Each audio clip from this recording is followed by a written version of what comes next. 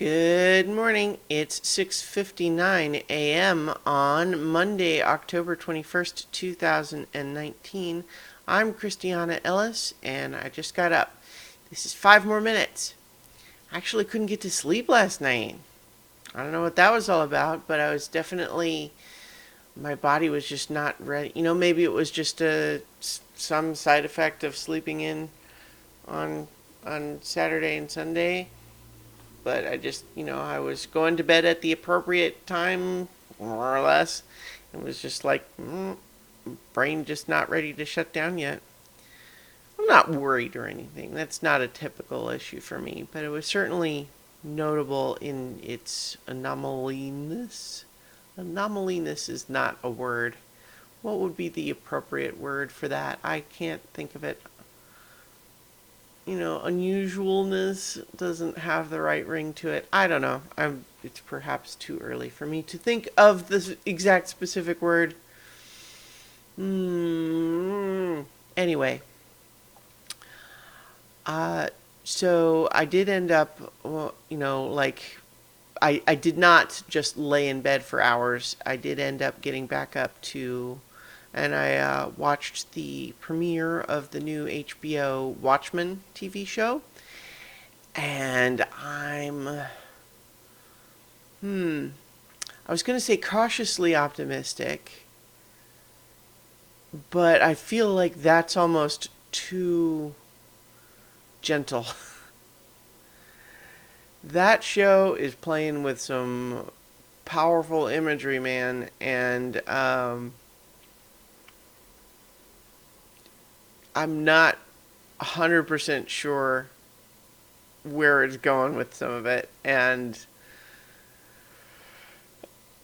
maybe it can. I hope it can stick the landing, but boy, it's a little bit like going to a state fair and watching someone do a high wire act that just feels out of proportion for what it's actually, like this setting. It's like they're doing the sort of stunts that I would normally expect to see, like in an extremely controlled environment, professional setting or something. I don't know. Using a real tortured metaphor here, but the point just being that this show is taking a lot of really powerful race-related imagery and obviously deliberately subverting it and mixing it with some other stuff that is also extremely loaded.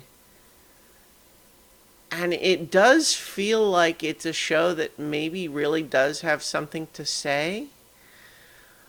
But boy, it's swinging for the fences. And it's, one of the struggles with reacting to serialized television like this is that the show does run the risk of trying to tell a story where something bad happens and then that leads to something good happening, or so, right? Like that happens a lot. But what you can sometimes be left with is, if you only watch the first episode, you only see the bad thing happen, you don't see the good thing happen yet, and so then you start to say, this is just a show about bad things happening.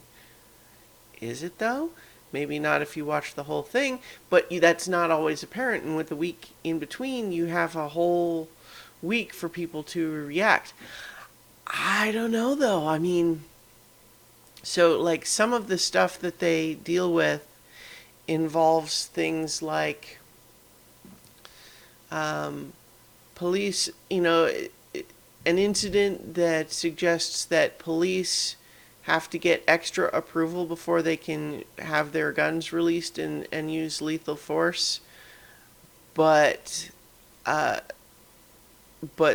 there's an incident portrayed where that's kind of like shown as like a bad thing because I don't want to spoil too much, but it does just really take some very powerfully emotional issues affecting the world today, and it's just, is it just throwing them against the wall randomly?